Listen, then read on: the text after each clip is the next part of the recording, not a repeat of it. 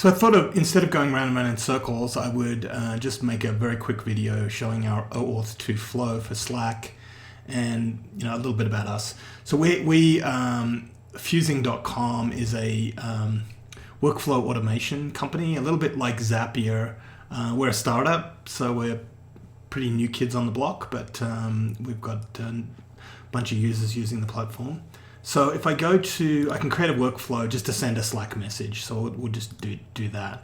So essentially, I can create workflows triggered by various things. So for example, we could say, we want a timer to initiate the sending of a Slack message every hour, let's just say.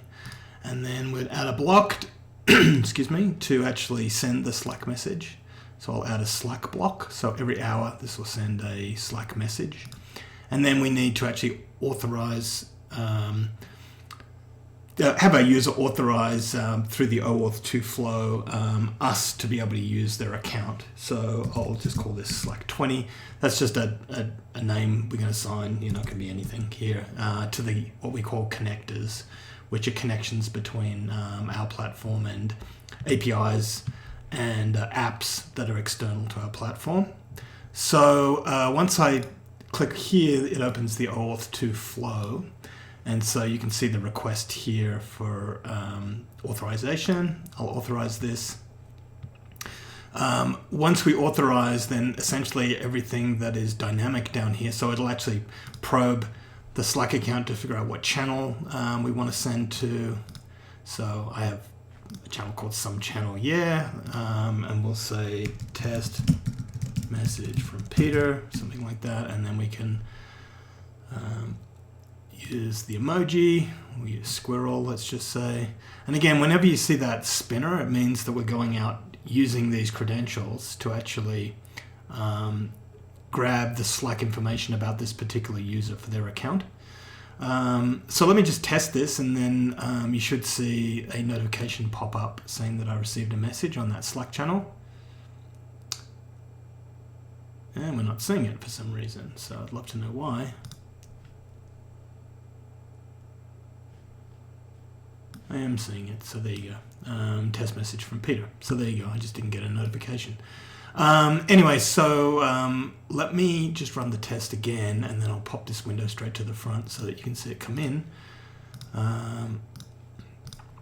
So once this runs and we get the green banner up here, you see the test message from Peter come through again, the second one here. So anyway, that's our use case, and so we don't really have a landing page for adding this OAuth flow. It exists behind the login.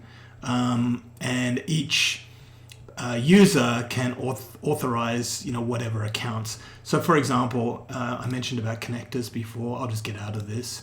And you can see I've got a Twilio authorization, Gmail, Google Sheets, Gmail, another one for Gmail, my original one for Slack, and then Slack 99, which was the one that I created. So that's just a authorization which they can then delete. And that essentially deletes all the access tokens, refresh tokens, and all that stuff. And just as an aside, we use security best practices. All of that data is fully encrypted and only decrypted just prior to and used just prior to actually, in this case, sending a message. I'm going to talk about scopes in my email to you, but other than that, that's kind of how our platform works. Thanks.